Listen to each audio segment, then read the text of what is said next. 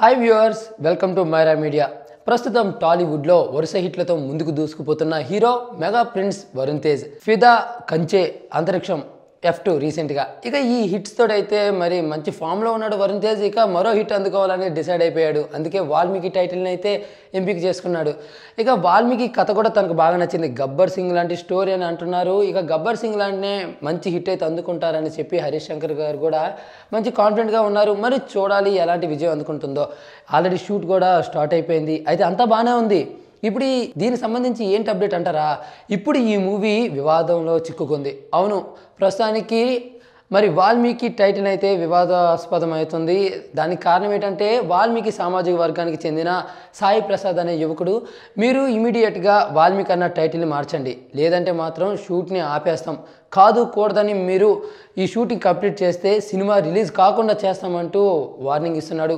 ఆయన మాత్రమే ఆగ్రహం చెందట్లేదు, వాల్మీకి సామాజిక వర్గానికి చెందిన యువకులు చాలామంది, ఆ ఫ్యామిలీ వాళ్ళంతా కూడా మరి సీరియస్ అవుతున్నారని తెలుస్తుంది.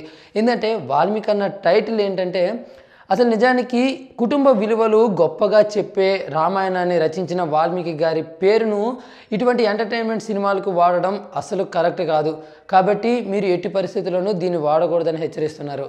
అసలు వాల్మీకి టైటిల్ లోగోలో మీరు గన్ను పెట్టి మమ్మల్ని ఫ్యాక్షనిస్టులుగా చూపించే ప్రయత్నం చేస్తున్నారు హరీష్ శంకర్ గారు. అది ఏమాత్రం కరెక్ట్ కాదు. ఎందుకంటే ఒకప్పుడు వాల్మీకి సామాజిక వర్గానికి చెందినవారు ఫ్యాక్షనిస్టులు అయ్యి ఉండొచ్చు, కానీ ఇప్పుడు కాదు. ఇప్పుడు ఫ్యాక్షనిజాన్ని మొత్తం వదిలేసిన వాళ్ళే. కానీ ఇప్పటికీ కూడా గన్ను చూపించి మేము ఫ్యాక్షనిజంలోనే ఉన్నామని చూపించే ప్రయత్నం మీరు చేస్తున్నారు. అది ఎట్టి పరిస్థితుల్లోనూ రాంగ్. కాబట్టి మీరు వీలైనంత తొందరగా వాల్మీకి అన్న టైటిల్ని తీసేసి వేరేది పెట్టండి, లేదంటే మాత్రం తీవ్ర పరిణామాలను మీరు ఎదుర్కోవాల్సి వస్తుందంటూ మరి వారి సైడ్ నుంచి అయితే వార్నింగ్ ఇస్తున్నారు. మరి చూడాలి, ముందు కాంప్రమైజ్ అయ్యేది ఉందా, లేదంటే మరి ముందు ఇంకా వివాదం నెలకొనేది ఉందా అనేది చూడాలి.